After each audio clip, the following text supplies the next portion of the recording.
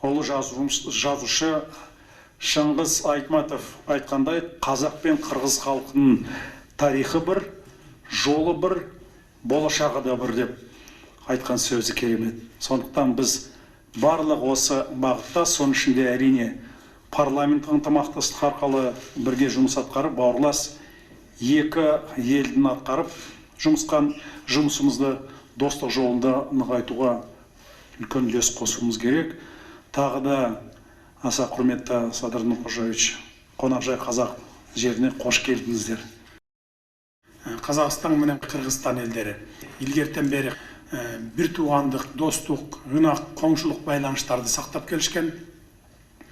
Биздин елдер ата-бабаларыбыздан бери келе жатқан қағида салттарды жана баалуулуктарды тутутуп, мындан ары өркүндөтүшү керек деп эсептейм. Қазақстан Республикасына боордош қазақ елине чын дилимден өнүгүүнү, өсүүнү каалаймын. Урматтуу Нурлан Зайруллаевич, сөзүмдүн аягында сизге бүгүнкү мазмундуу жолугуш үчүн терең ыраазычылык билдиремин.